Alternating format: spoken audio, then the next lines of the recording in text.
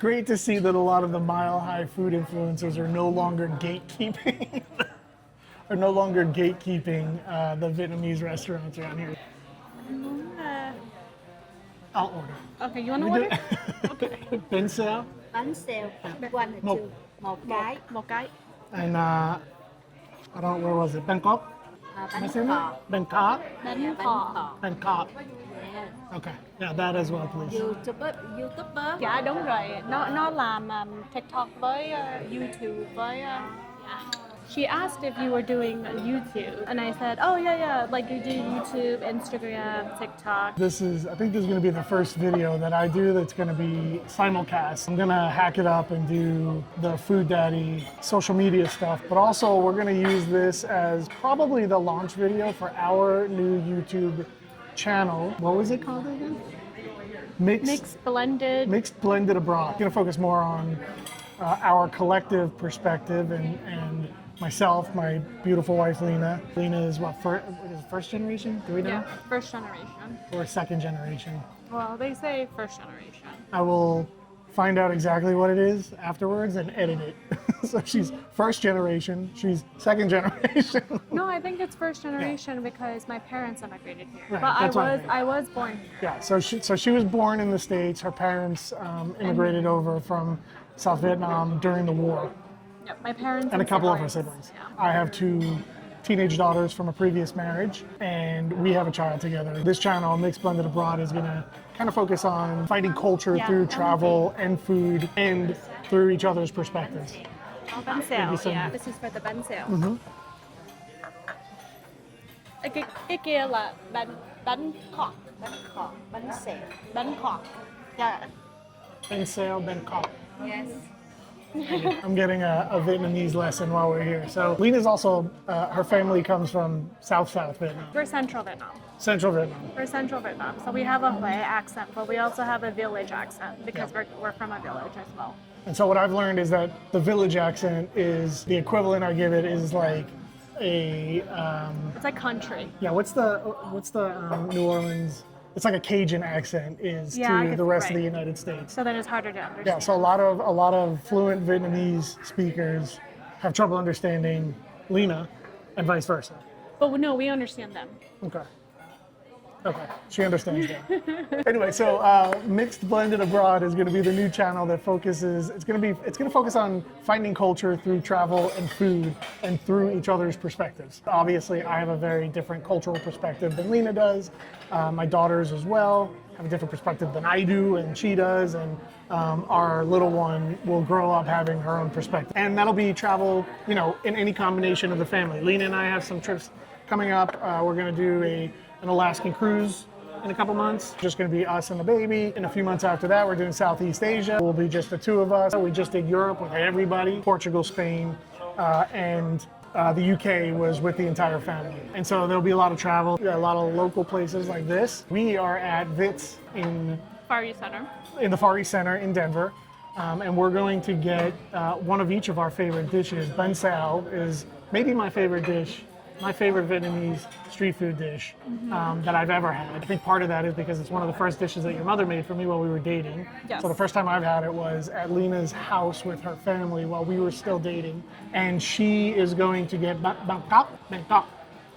You got it. Yeah, Bangkok, which is very similar to the Banh Xeo. And we're gonna show when they get here. We'll go over the similarities and differences. I obviously know quite a few Vietnamese people in the area, but I also asked like the Crazy Hungry Asians Facebook page, and resounding response was that this was the spot to get it at. In fact, this is probably the spot to get a lot of the Vietnamese street food. This is also going to go on my Food Daddy. It's going to follow up or continue my series of Vietnamese street food that's not banh mi or pho, right? Because in Denver, we have an extreme amount of pho places.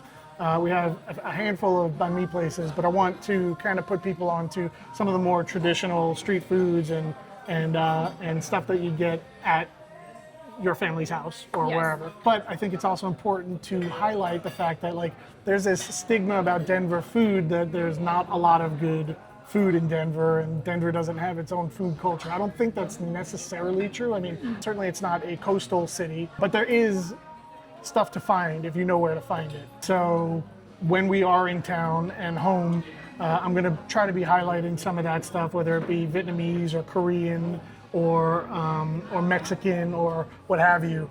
And we can talk a little bit about that, and hopefully maybe have some guests that have a bit of history with the food so that we can talk to them as well. But I thought this was fitting, have our first one be at what is arguably the most authentic traditional Vietnamese restaurant in Denver, to kind of talk about some of the dishes that you grew up on and that your mother might have made or you might have gotten when you went out to eat and stuff like that. And look, the response has been great. I've gotten a lot of great response from the series, the Vietnamese street food series. I did Leena and got the Banh Xeo Banh, which was fantastic. Got a lot of great response for that video. And then also since then, it's been really nice to see a lot of the Mile High food influencers kind of take up and start doing Vietnamese street food as well, and kind of giving a highlight to it. So hopefully this continues that trend and kind of pushes it forward a little bit. And so we're gonna, in a minute here, get our Banh Xeo and our Banh Khot, and we'll see you in a minute. I mean, this is no joke. This is the salad that comes with for the Banh Xeo. I only got one, mokai. That was one Banh Xeo. It's gonna be one crepe, pancake. And this is quite a bit of, this is how you can tell that this place is legit. It's because they loaded up heavy on the vegetables. I've joked a couple times on some of the Facebook pages and Reddit subreddits that the first thing I learned marrying into a Vietnamese family is that you wrap everything in lettuce. Well, and I think that's the thing about Asian cuisine is you have veggies. Yes, thank you so meat. much. Bánh xèo Okay. Thank you. Yeah, enjoy. Thank you. Cảm ơn. Okay, Banh Xeo, hit the table. Now this is currently, I think, my favorite Vietnamese dish. Okay, this is a turmeric crepe, often filled with pork and shrimp and bean sprouts. Because it's a crepe, it's very thin, hard to see, but you can see in there we got, Look at the steam coming out. The bean sprouts. yeah. So lots of bean sprouts. There's all the shrimp and pork. Whoops. All the shrimp and pork there. Green onions, nuoc mam, the traditional Vietnamese fermented fish sauce. So, baby, what does this dish mean to you? And I mean, it reminds me of my mom cooking banh xeo. This was one of my favorite dishes growing up as a kid. And the way that they've made it is, it's very similar to my mom. She doesn't put as much bean sprouts, but I think growing up, we just didn't eat a lot of bean sprouts. But I love the crispiness from this. Like, that's how my mom makes it too. I can confirm, her mom's is, and I'm not just saying this to avoid divorce, her mom's makes the best Banh Xeo that I've ever had, with mine being a close second. Mm-hmm. How do you feel about mine? Yours is good, but it's, I mean, there's something about your mama making it, you know, that brings back memories. Yeah. And that's what I see in this, memories, growing up as a child. Perfect. It is different though, because they don't serve it with peanut sauce. My mom makes it with peanut sauce. I usually ask for peanut sauce when I'm ordering this. So I'm going to show you the way I was taught by Leena, and she can correct me if I'm screwing anything up here. So I'm going to take some of the lettuce. I added cucumber, some of the pickled veggies, and then some of the herbs here, which looks like mint to me. Mint, Cilantro. There's cilantro in there, so we're going to add some mint and a little bit of cilantro. So I got some mint and cilantro in there, and then I'm going to cut a piece here off of the crepe. You want to hand me the knife? I can. Oh, you got it. It definitely has a nice crunch. Yeah, this one is one of the better ones that I've seen at a restaurant. So I'm going to wrap this kind of in the lettuce here, like that, and then we're just going to. Did you put some fish sauce to dip it well. in the mum? How do I do? How was my wrapping technique? Good. I mean, as long as the food gets in your mouth. A very healthy perspective. I big dip energy, dipping in that nuoc mam. Now I can just about guarantee that this nuoc mam is not as good as your mother's, because she makes phenomenal nuoc mam. Oh, thank you. Would you like me to cut you some? What? Kind of two. Would you like me to cut you some? Oh no, I'm okay. But it's so crunchy though. Yeah. So wrapping it in the lettuce serves two purposes. One, it gives it a nice additional texture, crunch, and flavor.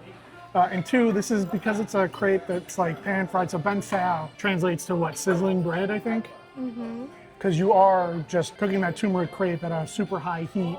It's sizzling, so it is oily. I mean, you can see here on the plate, it's oily. The lettuce wrap also protects your hands a little bit. I recently saw, I don't know if you've ever had it like this, but I recently saw there's another way to eat it where you actually roll it up into a spring roll. Yeah. Yeah, you roll it in the spring roll. We have to do that. Yeah, we do that at Mom and Dad's. I've never done that. Oh, really? That sounds incredible. When Mom has the spring roll wrappers out, we do that same thing and we roll it up. Because sometimes it's a little easier to eat.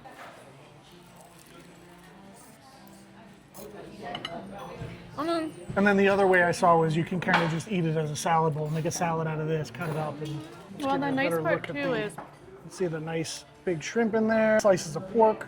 the nice thing about Vietnamese cuisine is that you have your protein, you have your carbs, you have your vegetables. Like all of the different food groups. But it doesn't feel as heavy. And you No, it's very complement it with all the right. veggies, you Well, know? so when I first moved to Denver, I don't think I had ever had Vietnamese cuisine or been familiar with it at all. I came from New York, and so my Asian cuisine progression went from New York Chinese food, which I've affectionately referred to as strip mall Chinese, the scoop Chinese, and then from there I I learned about Thai food and Japanese food kind of around the same time, and it was like an epiphany for me. Like, oh, this is much lighter than the New York style Chinese. Right. A lot less oil, a lot more fresh vegetables and raw vegetables. It wasn't until really I got to Colorado where it was like, oh, this is even lighter than and more fresh and raw than Thai food. A lot less pan frying than Thai food, Vietnamese cuisine. Of course, the two dishes we got here are pan fried, but Yeah. but for the most part, by and large, I think Vietnamese food is typically less. You'll have your bún, your noodle, or rice, and then grilled meats and shrimp or fish, and then there are far less Pickled dishes. I think, veggies, pickled there's veggies, and then fresh veggies. There's far less like fried noodle dishes Yeah. comparatively to even Thai food, which I thought was far less than Chinese and so on. This is very good. Well, and you know, usually at home too, I usually don't wrap it in lettuce. I just put all the veggies in the Banh Xeo, Yeah. and then I just eat it. Right. I mean, there's so many different ways you can eat it. Although you taught me to wrap it in lettuce. That was my first experience. You or your mom did. It's been super important for me to teach my daughters or allow them experiences of other cultures. And my middle child, she's 13, and this is like one of her favorite dishes. When your mom cooks this, she knows she's got to be there. Very good. Thank you. Thank you. All right, so the second dish we got, this one was Leena's choice. This is the Banh Khot. Okay, Banh Khot, which is essentially, I don't think or if there is, I don't know what the English translation of khot is. I don't know. Khot. I looked it up and I couldn't find anything. Like I know xeo is Sizzling. but I don't think there's an English translation of khot. So this dish, I've actually never had it. Leena's had it. She's had it here. My sister-in-law recommended it, and so good. I wanted this at our wedding. Yeah. So this is very similar. I would say it's very similar to the Banh Xeo in that it is a turmeric pancake. Obviously, they're much smaller, much thicker, and then they have the ingredients on the inside here. And so these are more like one bite. To grab one because Yeah. I can't wait. Oop. These are more like one bite. Again, seemingly very similar to Banh Xeo. The reason we're sitting in the restaurant, I usually do my stuff from outside. The reason we're sitting in the restaurant is both of these dishes are best served and best eaten immediately. They get soggy very quickly because of the nature of the crepe or the Banh Khot, which is not a crepe, but similar batter, it looks like. But So this is so crispy though. Yeah, it still looks feels Like- very, very crispy. And this is my first time, and I don't think there's pork in here, is there? Just the shrimp? Okay, so this is just shrimp. So I'm gonna try this first one. I'm not gonna dip it in the Nuoc Mum because I wanna see what we're dealing with here. Also a little greasy, but it comes with the frying process. Let's go.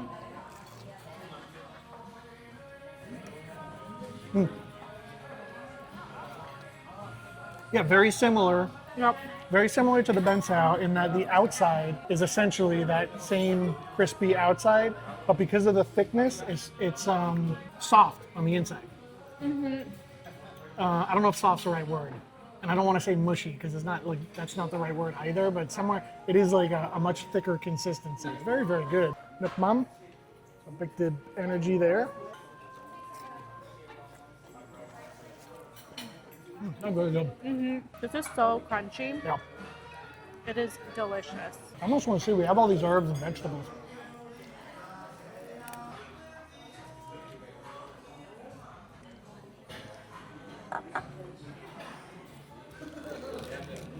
Wow, it's amazing how much vegetables they give you just for like one Banh Xeo. I wonder just in combination. Because we ordered this as well. Yeah, because it is very similar. So yeah, I mean, I think this is a perfect place. Again, I've never been here before, but in retrospect of what we've been doing and eating so far, I mean, I think this is a perfect video and a perfect place for the first video on the new channel. I've been to the Far East Center quite a bit. One of my favorite boba shops is right over here. One of the Vinh Xuân bakeries is right over here. The Saigon grocery I've gone to. I've never eaten at the restaurants, which is ironic. Everybody said how great this was. I can confirm everything we've had is awesome, So good.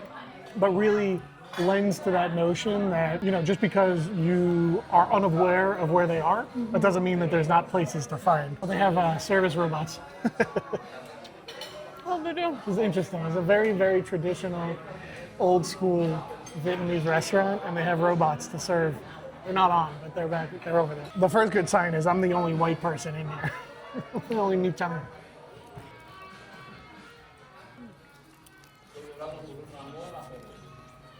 So good. I hope you can hear that crunch on camera. A lot of times when people make Banh Xeo, the outside is like a bit soggy, but they've perfected it where it's very crunchy, but still moist in the inside. Yeah.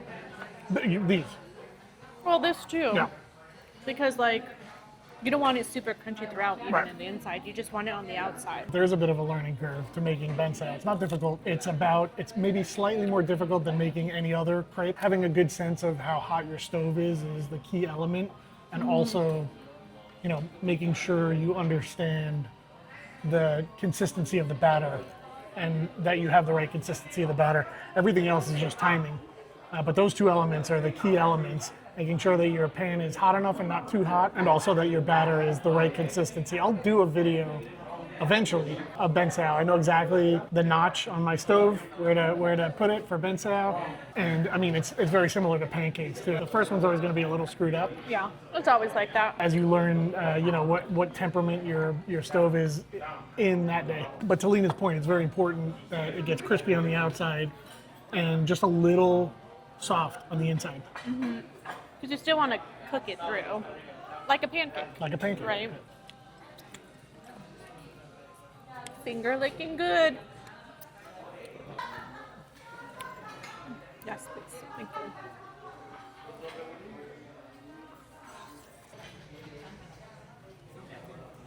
Đi sàn TikTok hay là YouTube? Là YouTube với TikTok với Instagram. Can you put in your Cái này tiếng Việt hay tiếng Anh vậy? Để mình cái qua này tiếng là Anh đi cho nó tiếng cho Anh. Food Daddy James. cho nên mình Yeah. Ở đây nè. Oh yeah. Đó. Yes. Okay. Viet, Far East Center in Denver on Federal. Check them out. Show them some love. Tell them Food Daddy sent you and Leena. And mixed, Mixed, blended, and abroad. Mixed, blended, abroad. mixed, blended, abroad. Tell them they sent you. They definitely won't know what that is about if we can even get the name out. But hopefully, Or the Food more Daddy I do, James. yeah, Food Daddy James. Tell them James sent you. Tell them James and Leena sent you, and we'll catch you on the video.